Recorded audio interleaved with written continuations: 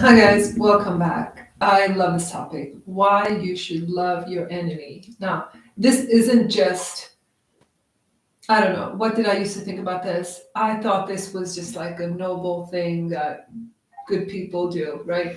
But there's actually a reason why you should love your enemy, according to universal laws, and that is this: whatever you direct towards other people comes back to you multiplied. Regardless of what you actually do to them, your intention towards them, your inner feeling towards them will come back to you with results multiplied. So if you feel hatred towards someone, if you feel aggression or negativity towards someone, even if you don't actually act on it, that will come back to you multiplied.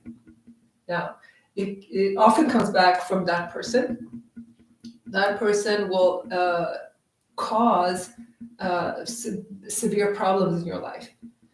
Sometimes it's even if they didn't like intentionally want to, even if they perhaps if they wished you well and you want sort of didn't wish them well, the circumstances will still arrange themselves in such a way that you will have problems as a result of this person, even if they didn't intend to, because that was your inner intention to them. That was your inner feeling towards them. So whatever you feel towards other people, you're going to get back multiplied many times over. So um, this is why there is no real distinction between what's going on within you and what your actions are.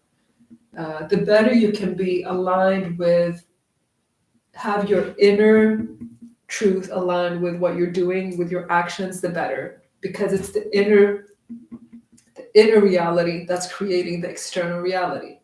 Now, um, I want you to observe, because for me it took me some.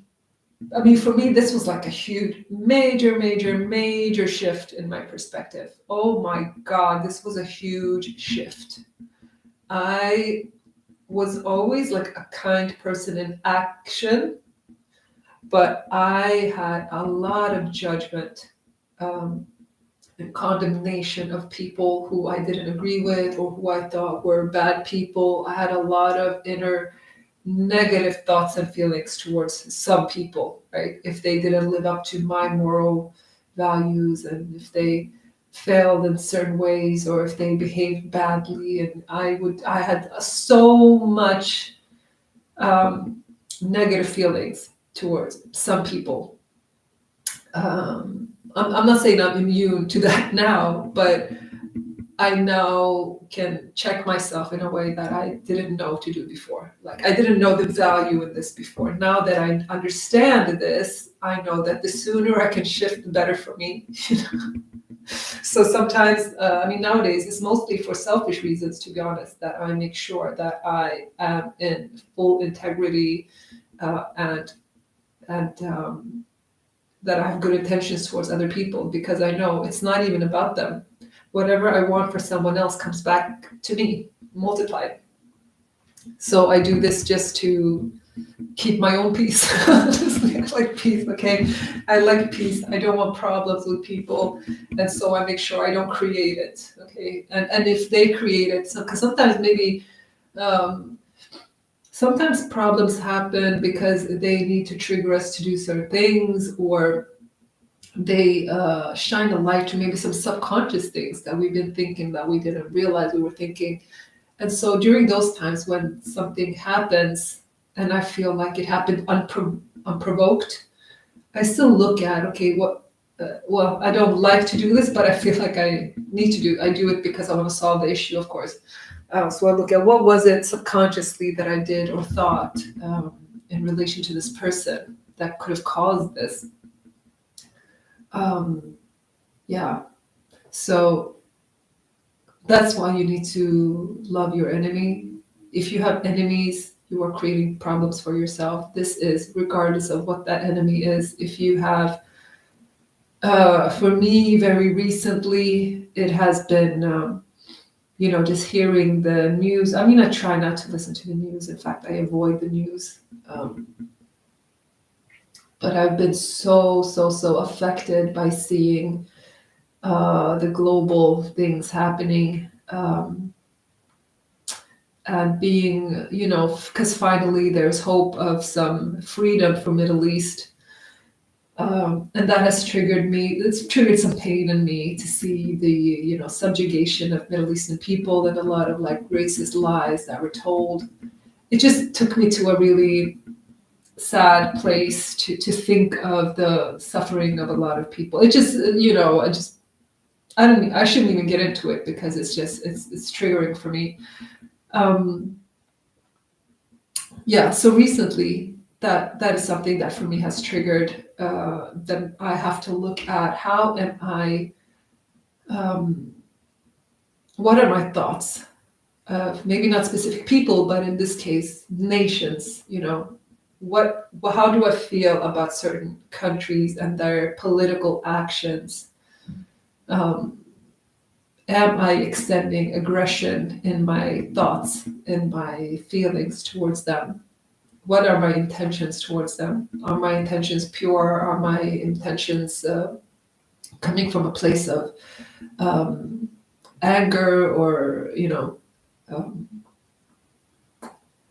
yeah, I shouldn't even have gone into that subject. It's just taking me to not a good place. Okay, but this is what happens. When we feel like we have enemies, they can really trigger us to go to a place where we're not logical. We're not the people that we want to be. Triggers us to go to a place where we just,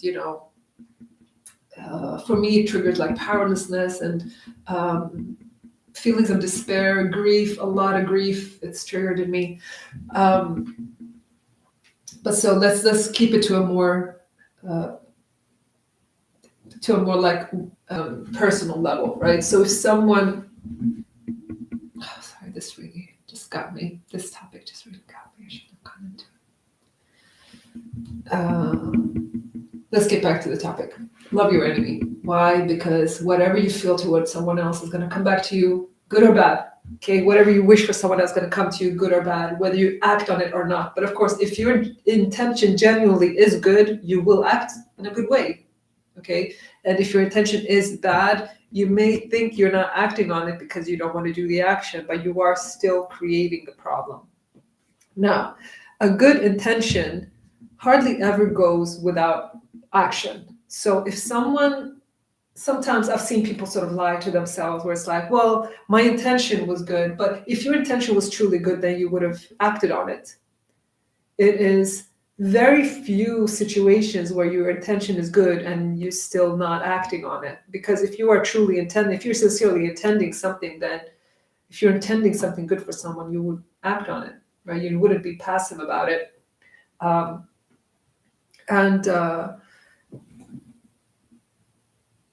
Now, I want to also make a distinction between, there is not just good intention and bad intention, there is also neutral intention. Okay, so having a neutral intention is not, so some people say, well, my intention wasn't bad, I didn't have bad intention, right? That might be true, but it also does not necessarily make your intention good. Okay, so if your intention is neutral, your results will be neutral. But if your intention, because sometimes people mistake good intentions for neutral intention, but good intention means I am actively wanting good for you. I am actively thinking of like, how can I contribute to your well-being? Whereas bad intention is, how can I actively contribute to your not well-being, even if it's in my own mind, even if it's just in my imagination, right? So I also want to make that distinction, to be sincere and honest with yourself about your intention. Okay, this went on a little bit longer than it should have because I got into a topic that I shouldn't have gotten into, but I wanted to explain the universal law that explains why we should love our enemies. We shouldn't even have enemies. Nothing in this world is real. It's all just a projection of ourselves. It's just a mirror of ourselves. If you have enemies, that means you have been extending aggression. Okay. I hope this was helpful. Let me know if it was helpful. Let me know if you learned something new. Ask your questions, and I look forward to seeing you again. Bye.